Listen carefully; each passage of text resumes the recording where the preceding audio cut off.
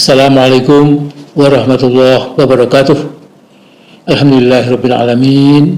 Wassalatu wassalamu ala asyrafil mursalin wa ala alihi wa sahbihi ajma'in. Sekedar mengingatkan saudara-saudaraku, NKRI sekarang punya 38 provinsi.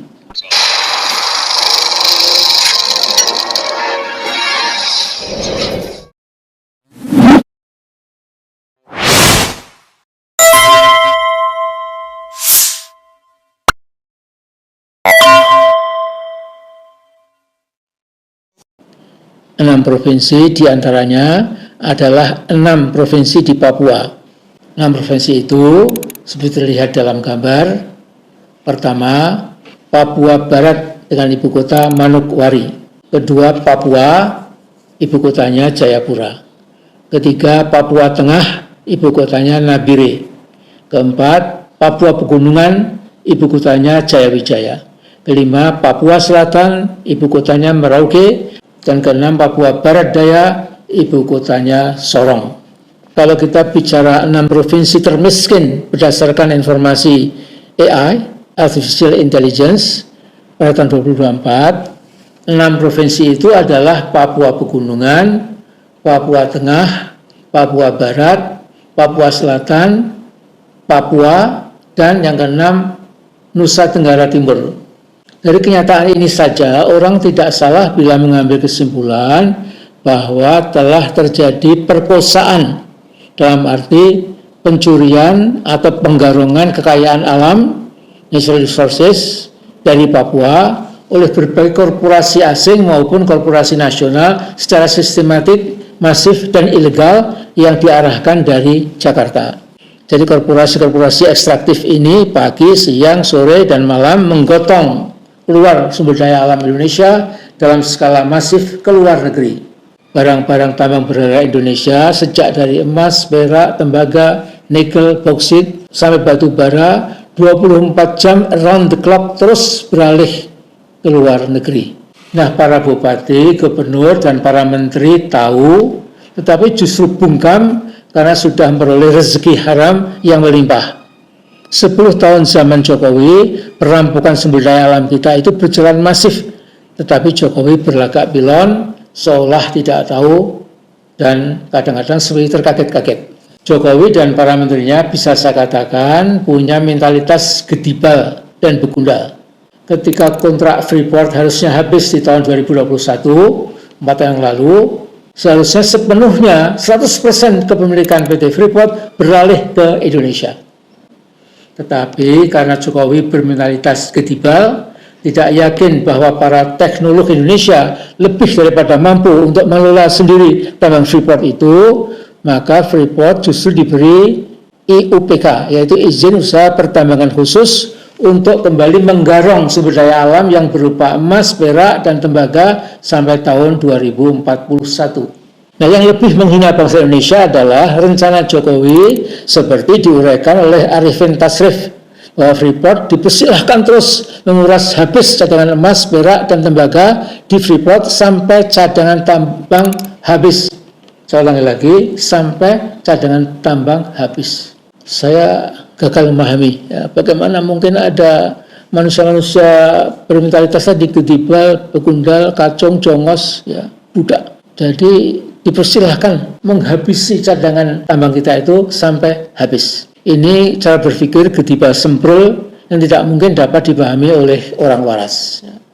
Nah, Jokowi dan Arifin tidak menenggang perasaan saudara-saudara kita di Papua bahwa mereka semakin marah karena sumber daya alam di Papua semestinya pertama-tama diperuntukkan buat masyarakat Papua sendiri, baru kemudian untuk seluruh bangsa Indonesia.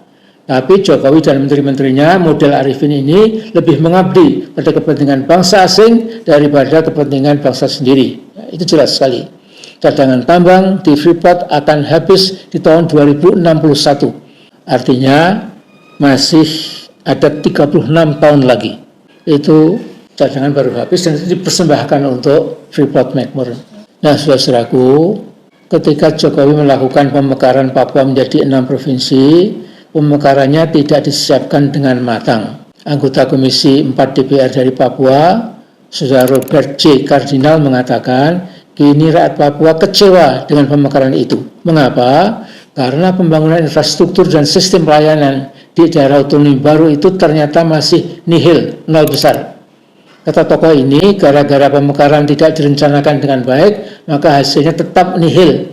Sangat menarik pendapat legislator ini, yaitu dia usul mengharap Gibran sebagai Wapres segera diperankan, jangan hanya ketil-ketil dan pelongo-pelongo. Harapan Pak Robert ini sesuai dengan peraturan Presiden nomor 121 tahun 2002, Wapres bertugas mengkoordinasikan penuntasan persoalan hambatan pembangunan di Papua. Jadi sudah ada perpresnya dibuat pada zaman Jokowi. Jadi ketika Yusril Iza Mahendra mengatakan bahwa Presiden Prabowo akan menugaskan Gibran untuk memimpin koordinasi persoalan-persoalan yang menyangkut otonomi daerah di Papua, itu memang sudah betul. Jadi Mas Yusril tidak mengada-ada. Hanya saja apa iya Gibran anak Bambung tidak suka kerja keras dan lebih suka berleha-leha mampu jadi ketua koordinasi persoalan-persoalan berat di Papua. Pemuda Bambung dan Serba Canggung ini lebih memunculkan keputusasaan daripada menimbulkan harapan. Ingat, hanya sekedar menebang satu pohon tebu saja dengan celurit, itu dia sudah kelihatan payah. Apalagi kalau pohon-pohon besar seperti yang ada di Papua.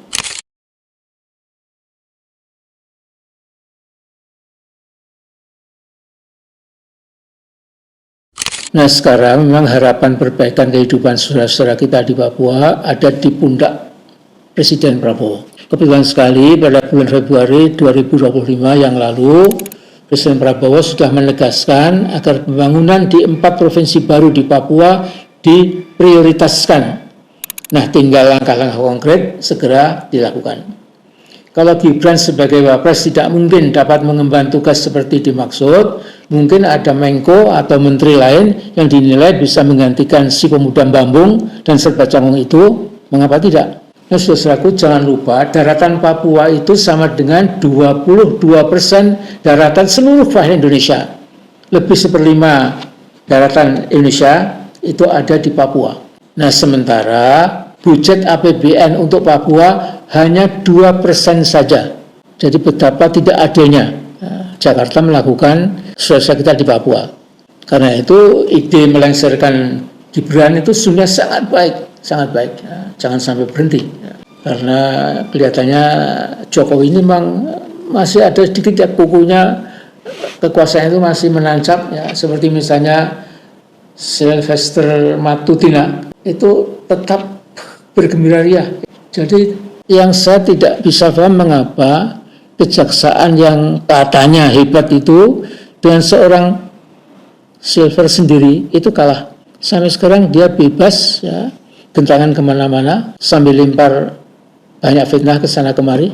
Tapi tentu saya yakin bahwa mungkin manusia memang terlalu lemah, tetapi Allah yang maha kuasa, maha esa, maha sempurna, tidak bisa tidak akan membuat perhitungan.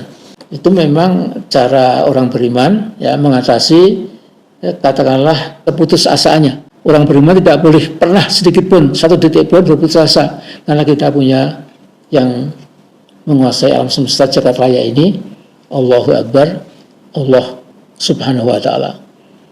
Sekian dulu kali ini. Assalamualaikum warahmatullahi wabarakatuh.